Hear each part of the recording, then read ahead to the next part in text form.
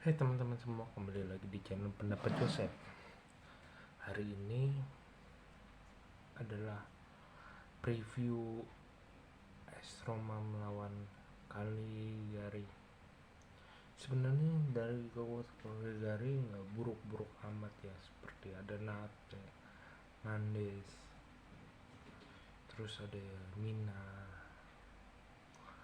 nah di Joko, Yakolobu. Yang jadi sedikit permasalahan adalah dengan sedikitnya kemampuan mereka mengolah bola, merebut bola secara cepat, kemampuan individual, terus walaupun bisa ditutupi kerja sama tim dan identitas tidak merubah, belum cukup. Nah, sedangkan Roma di pertandingan ini memainnya kan dengan lebih variasi yang terbaru, ada 4-3-3 dengan formasi 3-5-2 untuk bertahan, terus sempat jadi 3-5-1, sempat 4-4-2, tetapi ya bakunya pada saat menyerang 4-3-3 dengan opsi cukup melebar. Untuk mengatakan ini squad yang paling baik untuk benar-benar dikatakan opsi dream team, ya ini posisi benar-benar dikatakan dream team. Di kanan ada Castro, di kiri ada Angelino sebagai pemain baru yang bisa menutup kesalahan ke gayanya Spinazzola. Awal babak pertama Roma udah unggul 1-0 dari corner, dan golnya cukup keren ya, umpan teknik tinggi dari Leonardo Paredes ke si Leonardo Pellegrini dan gol. Terus gol kedua dibalas dengan 1-2 dengan Leonardo Pellegrini, jadi 2-0. Terus sempat ada gol ketiga tetapi tidak diakui oleh wasit, Paulo Dybala Lukaku, cukup riskan ya. Akhirnya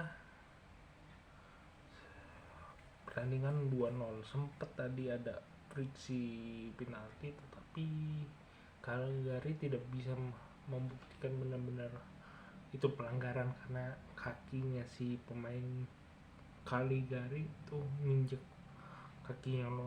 telapak kakinya Llorente. Babak kedua Roma unggul setelah menit 53 54 itu Dybala mencetak gol. Terus sempat ada lagi gol keempat yang cukup bagus adalah menurutku yang yang cukup bagus dibandingin gol kedua dan ketiga adalah gol keempatnya yang dicetak oleh Dean Hozan. Itu jadi bola sepak pojok, gerak yang sedikit melebar tapi menjadi sebuah tendangan sundulan yang cukup tajam, menyebabkan 3-0 4-0.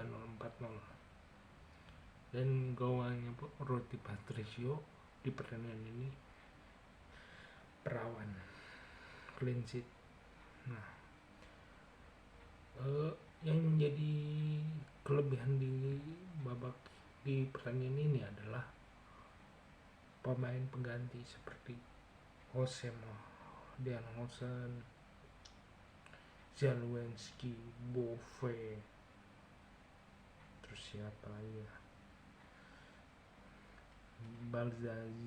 Blažević, terus ya Christensen, ya cukup bagus ya.